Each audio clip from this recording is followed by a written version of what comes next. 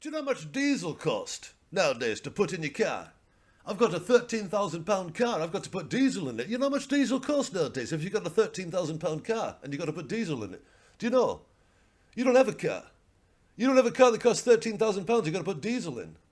Well, if you did have a car that cost £13,000 you had to put diesel in, you know how much it costs to put diesel in a £13,000 car. It's cost of living crisis, this. And I don't blame government. No, I think government's doing the best they can. I do. They're doing the best they can. Do you know who I blame for cost of living crisis? That lot. That lot over there, coming over here, they're all pregnant. They're pregnant. They've got 2 babies on the way, and 3, and they're coming over here with 4 babies, 5 babies, and they're all pregnant.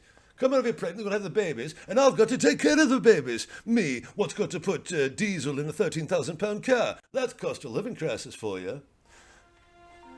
Tonight on the BBC, we take a sneering look at the economy. With so many people suffering from the cost of living crisis who aren't actually poor, a group of high-ranking Tory MPs are calling for an end to the word poverty. The cost of living crisis is something that affects every single one of us. Poverty only affects poor people. Now is not the time for people to be divisive and point fingers and say, I am rich, you are poor. We must all come together. Because essentially, there is no difference between an unwed mother who's unable to provide the basic provisions for herself and her children's survival, and someone like me, who now has to wait 2 months to purchase his 7th horse. Tech experts like Mark Dick have suggested one alternative to the economic crisis could be working from home. We spoke to him in his Palo Alto lab. The great thing about working from home, or as I call it, home working, is, well, where do you start? My office isn't my office, it's my home. The place where I go get coffee every morning isn't a Starbucks, it's my home. The place where I come home to every night isn't my home, it's my home. So I quite like working from home.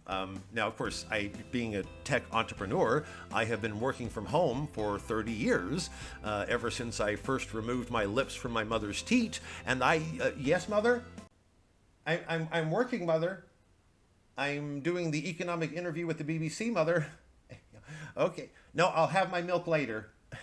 So I quite like working from home because it's the only work I've ever known, working from home. However, if I was trying to find a job nowadays on the internet, I probably wouldn't think that way, because the platform that I founded, Job Find, helps people find jobs that help them work at home. And so I know that when a person puts their resume out there now, they are literally competing with the entire world at the same time. So at Job Find, we get an average of, 7 billion resumes per second. And obviously, we don't have the manpower to look at every single resume. And this is where AI technology can really come in quite handy, because it can sort of scan the resumes and say, worthy to live, worthy to die, worthy to live, worthy to die. And yes, so I'm a big supporter of AI technology platforms. Well, yeah, that's true. Yes, my brother is the sheriff of AI County, but I don't think that in any way influences my positive feelings when it comes to AI technology. I mean, have you looked at the stories? I mean, you must know the story of Lawrence Geffelfenheimer, the man from Oregon who is missing a toe on his right foot, but thanks to AI technology, he doesn't care that he's missing a toe on his right foot. There are so many benefits to working from home. But I don't want to work from home anymore. Oh, no, I don't, because I want to do my shows. That's right. I suppose this is really basically all a way of telling you guys I have some shows coming up. That, of course, next one is Wednesday, November 8th, this coming Wednesday. Be here before you know it. That's going to be at the Angel Comedy Club, the Bill Murray Pub in the Angel area of London. Do come down Wednesday, the 8th of November. I'm going to be on at 9:30, doing a rollicking crazy set, as is my want. So do come down and say hello. Not while I'm on the stage. I'll say, stop saying hello and just laugh. So if you can't make that one, then of course the 23rd of November, the big event at Folklore here in Folkestone. I'll be doing a brand new hour-long show, the beginning of a headlining residency. So it's going to be, new shows once a month. That's right, because that's how I write, man. I want to subvert this whole way things are done with the whole deal. Open up, middle, closer, and work your way towards Edinburgh at the end. And if you have a spare £20,000, maybe you will get some people to see your show into Edinburgh.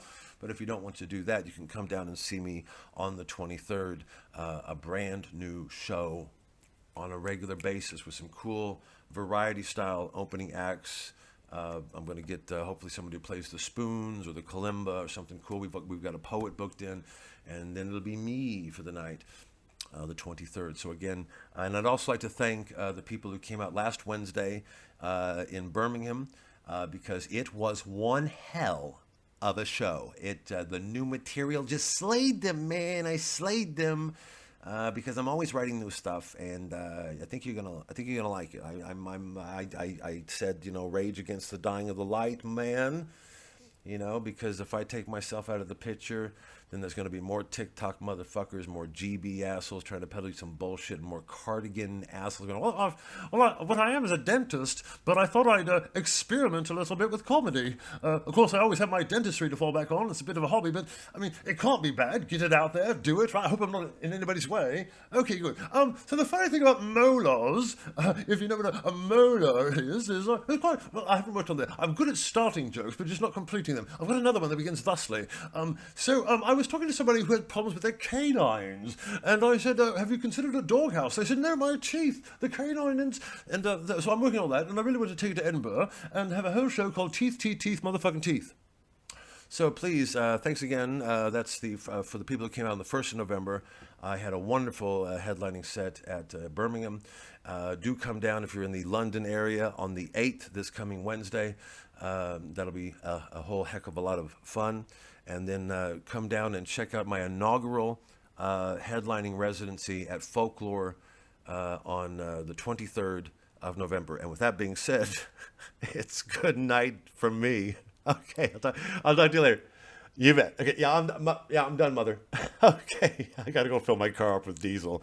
Yeah, well, I got 13,000 pounds, but it's a cost of living crisis. We were going to buy a whole new sun deck and a patio and a new wooden head for my own, and you got to cut back on that because of the cost of living. But now you got Ukraine, and then you got what else is going on? They got the Israel thing, and it's just hey, it takes no COVID's going to come along, and then climate change. What are you going to do? You got to cut back, and it's just So I know what the homeless are going through. I really do. Because we're all the same.